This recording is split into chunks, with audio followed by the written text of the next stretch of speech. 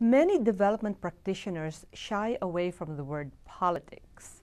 What kind of advice do you have for them?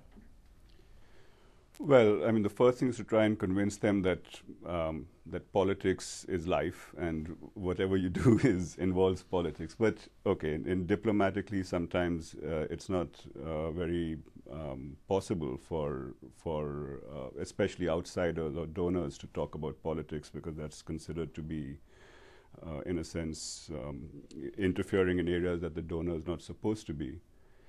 But you can approach it two ways. One is that you couch it much more diplomatically when you're actually talking with your counterpart, and you use much more neutral terms like stakeholder or interest groups or incentives and dynamics and the sort of things that make up politics without using the word. You frame the word politics in words that they're more comfortable with. Exactly. Or you talk about the things that comprise politics without actually using the overarching word politics.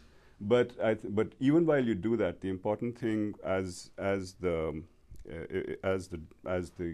financing agency or whatever role you're playing, it's important to not delude yourself. So it is important for the donor to go in knowing that there is a political dimension involved, and that what we are trying to find out is what the political dynamics are going to be among the stakeholders. And when we say politics in this sense, we are not talking about party politics or government politics or the election politics. What we are talking really about is how the different groups of people who are going to be affected by this intervention one way or another, how they interact with each other.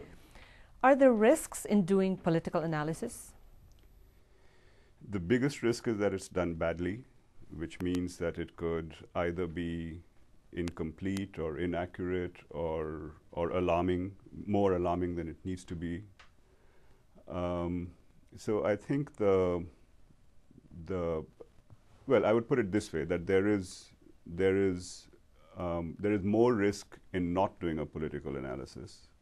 But if you do decide to do a political analysis, you need to be able to, one, ensure you've got the right person doing it, which is somebody with a good local knowledge and no biases of his or her own. But more important than that, having received that political analysis as a task leader or as a country manager, you should be able to see it in perspective. You should be able to know how to react to it.